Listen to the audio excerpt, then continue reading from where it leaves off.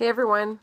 For those of you who've been involved with me in the McIntyre Powder Project, we've been fairly successful in getting copies of your mining master records, which are basically records that look like this.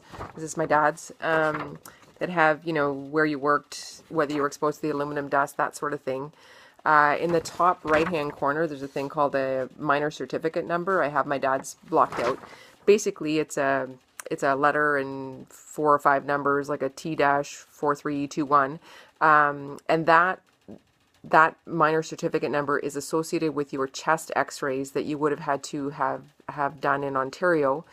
There was a miner's chest X-ray program, and in order to access those records, a Freedom of Information request, a separate one than to get the mining master record, would have to be made to the Ministry of Labor, from what I understand.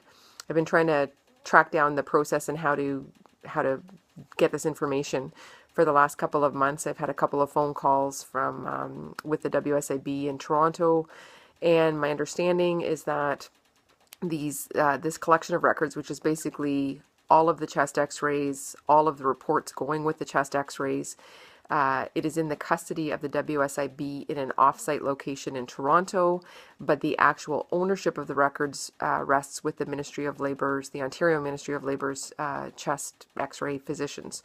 So in order to access these records, as I now understand it, you would have to make a Freedom of Information request to the Ministry of Labor in Toronto, their Freedom of Information and Privacy Office, which is 400 University Avenue, Toronto, 10th floor. You would write a letter to them saying this is what you want for the records, and pay a $5 application fee.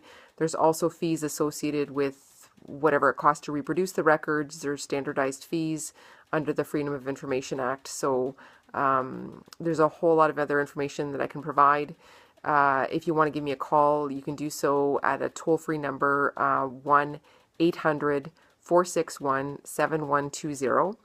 I'm not clear on the whole process yet, but I wasn't comfortable just leaving this information without sitting with this information, because in the time that it's taken over the past 3 months for the powers that be to figure out who has ownership of the records and how they're going to release them, I've had 2 more miners die, and both of them died of chest problems, lung problems. So I think it might be important for the families to get these records while the miner's still alive, because my understanding it's a lot more difficult for families to get their records after the miner's deceased. So give me a call and we'll figure it out.